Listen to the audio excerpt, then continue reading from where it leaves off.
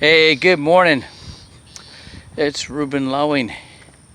It's my leadership talk for today. I don't usually do my leadership talk for my business this early in the morning, but I had something happen. So I had gotten an email from WFG, okay, corporate, and it was a live video. And this young girl, Asian, 22 years old, and she was in New York. I don't know if that's where she's from, but I think it was this girl named Lynn.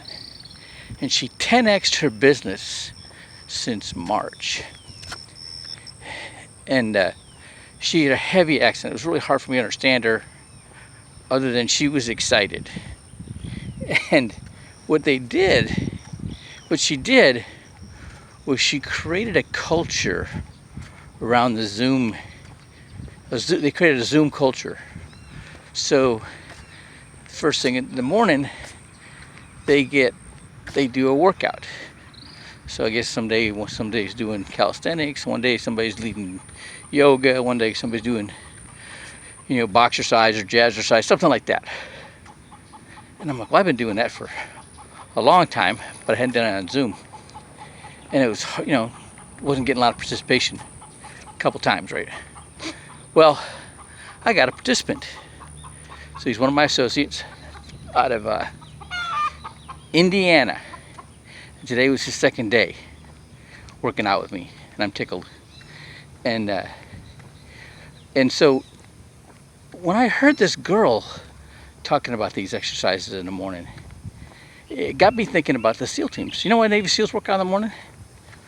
Yeah, you got to be fit and in shape to do that job. But the real reason is to build the camaraderie, right? That's what she's doing by doing those more workouts in the morning. Or you get to know each other, get to, establish some respect for each other, right? And then this morning, doing our workout, I got a little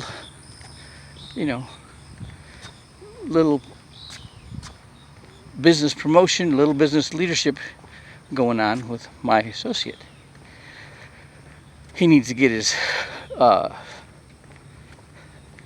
exam FX and set his date for his license, right? And then he has tapped into a market, these Hooters girls, right? He likes to frequent Hooters. And he meets these girls, they're good looking, but he starts talking to them, and they got more on the ball than just, how to put on their makeup and do their hair, and, they're ambitious, right? They want more out of life, okay, than being Hooters waitresses, okay. And so I'm like, I explained to him how the idea was you do your 100 prospect list. Everybody, 100 names in your phone, names and numbers, and you narrow them down with, 28 to 48, married, have kids, own a house, make $50,000 a year, right? And or more. And then from those, you go after your 3 a.m.ers, and I told him, it says, you get a flat tire at 3 a.m. or you need somebody to work out with, right? And so, but that was it. So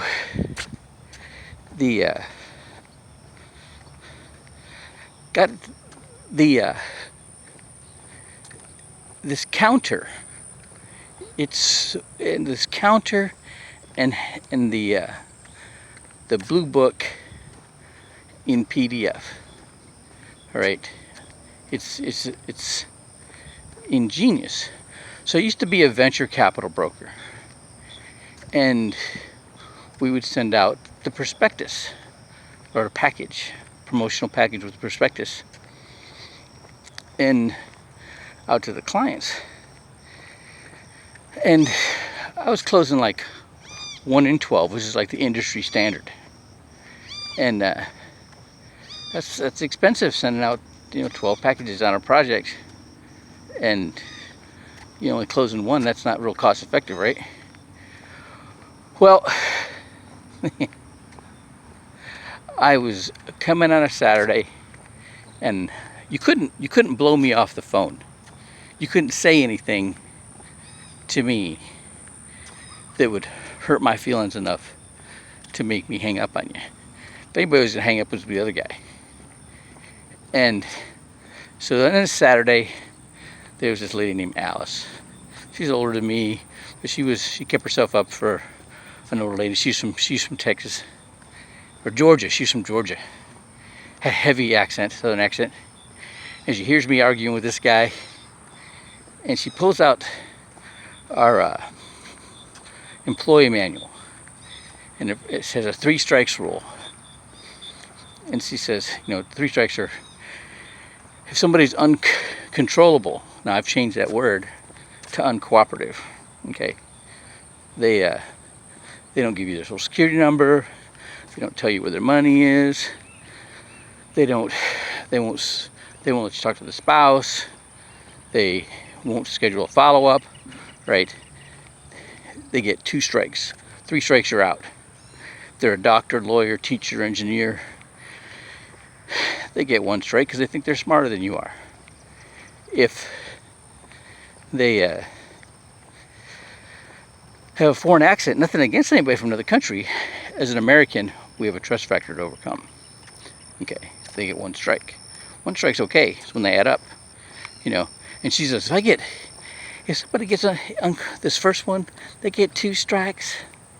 I say, listen, I'm gonna mail this to you, but it's too late for you to get it tomorrow. You won't get it you're not gonna get it until Wednesday.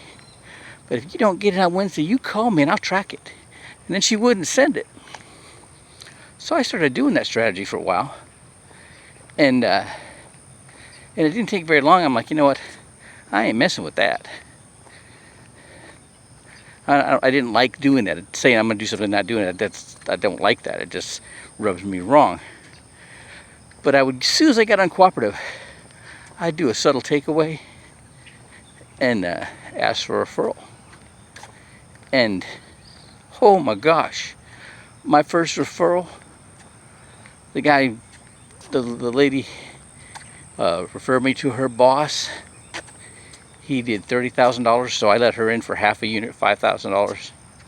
And I'm like, oh, that's where it's at, the referrals. So I don't care if somebody's telling me yes or no, right? Especially if they're outside of our, 28 to 48, married, have kids, own a house, make $50,000 a year. If they're outside of that parameter, I'm barking up the wrong tree. And but I ask for referrals for those exact kind of people.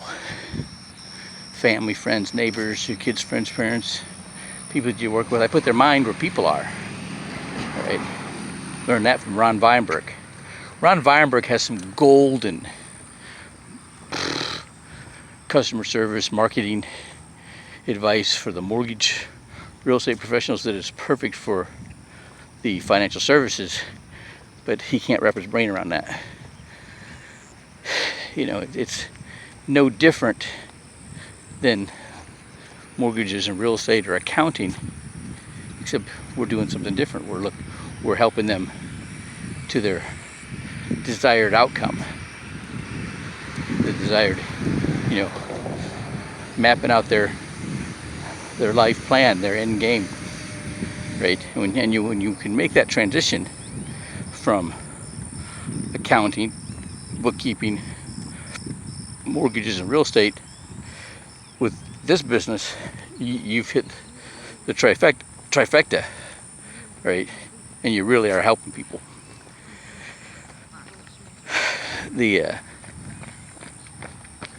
But here's the magic here, okay? That counter, okay? So you can't get them. You can't get them on Zoom, right? send them the blue book, right? And then follow up with them, you know. And you know, most people don't even look at it. Okay. You know what? That tells you they need a dream. They don't have a dream. They don't have a desired outcome. They haven't thought it through. It's not big enough. Whatever. Okay, so that's where the emphasis needs to be. All right. Always point out to them what their attributes are, because nobody else is. Okay. All right. Then, if you do get through the 7 steps, all right, and the odds are, if they don't have their spouse with you, hey, you're barking up you're spitting in the wind, right? If they don't get the spouse on there, send them the blue book. Send them the PDF of the blue book.